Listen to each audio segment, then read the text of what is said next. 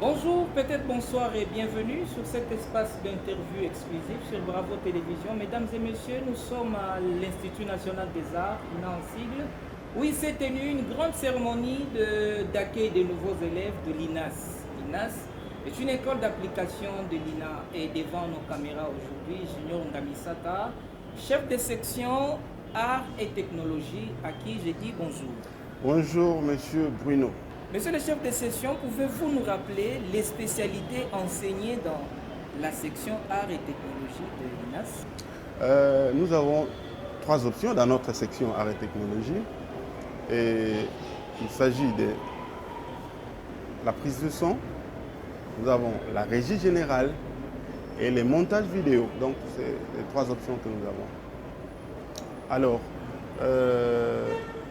bien entendu, dans la prise de son, les élèves vont apprendre les différentes techniques, les captures de son, que ce soit dans un concert ou bien dans d'autres contextes, quoi. Ça peut être une conférence ou quoi là. Ils sont là pour ça. Et aussi traiter, parce qu'on ne pouvait pas dire prise de son et tout ça là. On n'a pas, c'est pas présent, mais après avoir pris un son, ils les traitent aussi, ils apprennent à traiter ces sons-là.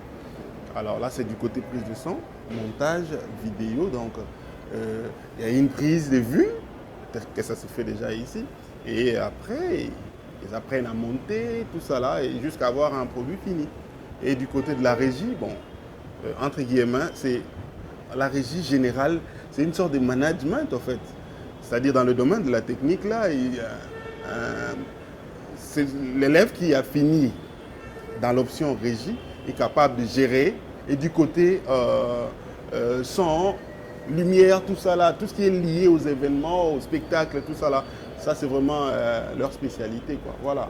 Arts et technologie et art dramatique. Où se trouve vraiment la différence de manière un peu plus concrète? D'abord, nous, c'est la technologie. Mais comme nous sommes dans une filière des arts, voilà, on insère une dimension artistique. D'ailleurs, lorsqu'on parlera, peut-être, je ne sais pas, des différentes branches que nous avons, vous verrez qu'ils ont les cours d'éducation musicale là-bas. Vous voyez, ils ont le cours de l'initiation théâtrale, vous voyez. Donc, nous sommes entre les deux options qui sont à l'INAS, bien sûr. Nous avons d'un côté la section musique, entre les deux sections, je voulais dire, la section musique et de l'autre côté, l'art dramatique. Donc on est vraiment au centre. On peut couvrir les élèves qui finissent chez nous, sont à même de couvrir les événements de la section musique. En même temps, ils peuvent couvrir les éléments de la section, disons, des arts dramatiques. Parce que là-bas aussi, il y a trois options. Donc, tel que vous voyez l'INAS là, nous avons trois sections. Dans chaque section, il y a trois options. Vous voyez, comme du côté musique, vous allez voir qu'il y a l'option jazz, il y a l'option classique et il y a l'option interprétation, disons, qu'est-ce qu'on dit? Les classiques, là, on l'assimile à l'interprétation musicale, donc les musiques actuelles, quoi.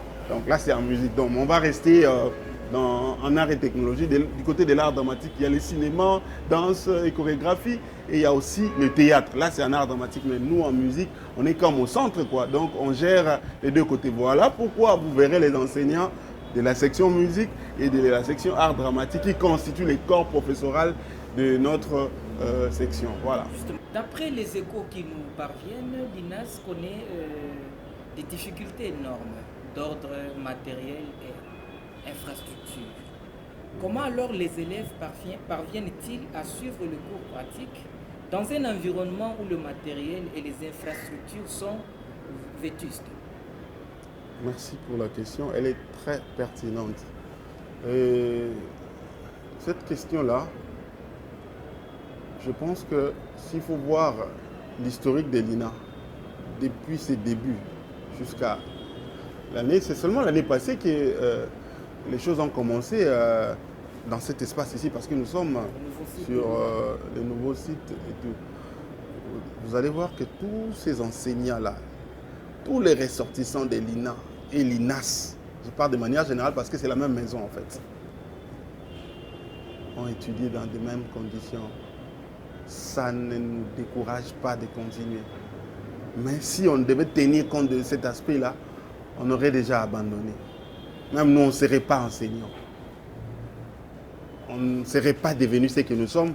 Pas seulement nous qui sommes là, mais les autres aussi qui vendent mieux l'image de l'INA. Je pense que dans cette maison-là, il y a plus les contenus.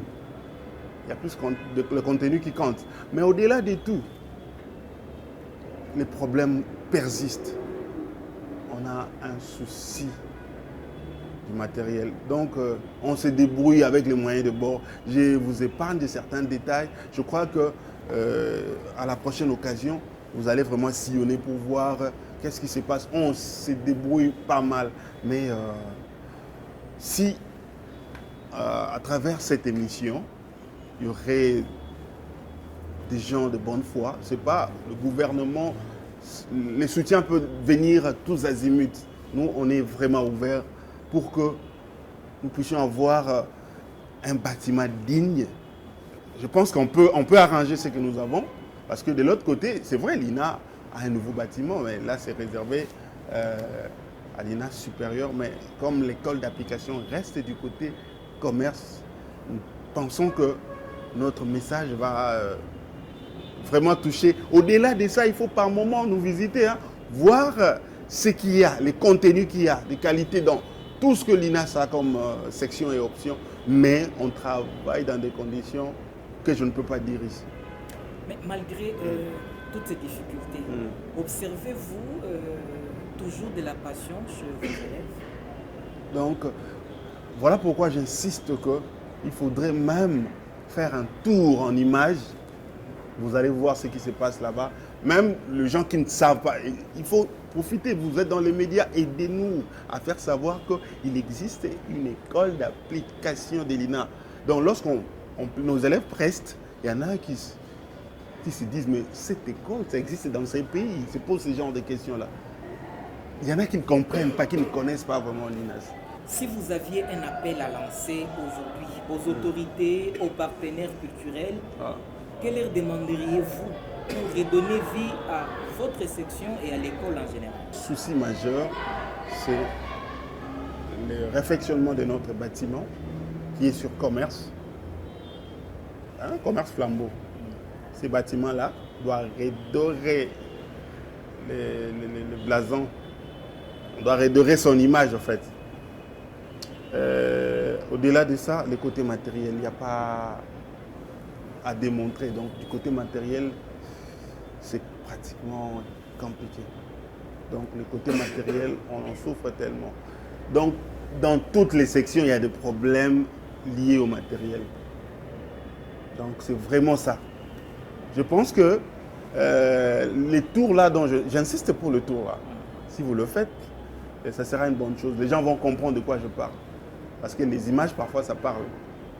Vous avez un message pour vos élèves?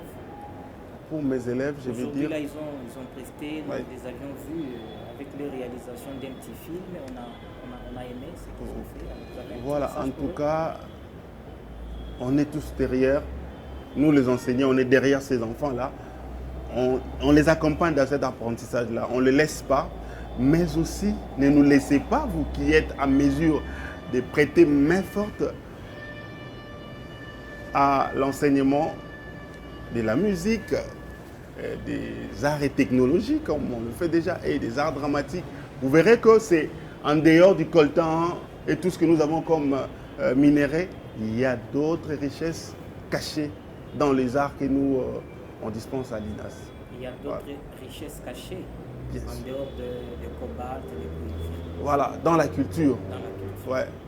Monsieur Junior Ngamisata, je vous remercie.